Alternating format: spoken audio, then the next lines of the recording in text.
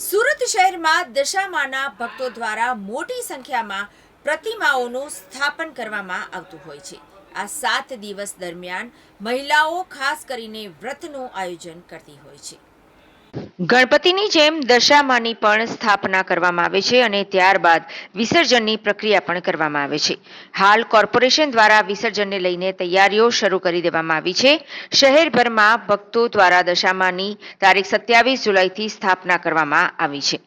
3 ઓગસ્ટે દશામાની પ્રતિમાનું વિસર્જન કરવામાં આવશે। આ વિસર્જનમાં લોકો ખૂબ જ મોટી સંખ્યામાં જોડાતા હોય છે। વર્ષો પહેલા તાપી નદીની અંદર જ દશામાની પ્રતિમાનું વિસર્જન કરી દેવામાં આવતું હતું, પરંતુ હવેથી પર્યાવરણની સુરક્ષાને ધ્યાનમાં રાખીને દશામાતાની પીઓપીની મૂર્તિઓ તાપી નદીમાં વિસર્જિત ન કરાતા હવે કૃત્રિમ તળાવ માટેની વ્યવસ્થા કરવામાં આવી રહી છે। સુરત મહાનગરપાલિકા દ્વારા કૃત્રિમ તળાવ માટેની વ્યવસ્થા કરવામાં આવશે। હાઈકોર્ટની ગાઈડલાઈન મુજબ વિસર્જન માટેની વ્યવસ્થા કરવામાં આવી રહી છે। પર્યાવરણની જાળવણીના ભાગરૂપે કૃત્રિમ તળાવમાં જ દશામાની પ્રતિમાને વિસર્જિત કરવા માટે નિર્ણય લેવાયો છે। આ માટેના 5 કૃત્રિમ તળાવો છે: અઠવા પોલીસ સ્ટેશન ડક્કા ઓવારો, અડાજણ પોલીસ સ્ટેશન રામજી મંદિર ઓવારો, કતારગામ પોલીસ સ્ટેશન લંકા વિજય ઓવારો, ઉત્તરાણ પોલીસ સ્ટેશન રામચોક પાસે અને ડુમસ પોલીસ સ્ટેશન ડુમસ કાંદી ફળિયા પાસે।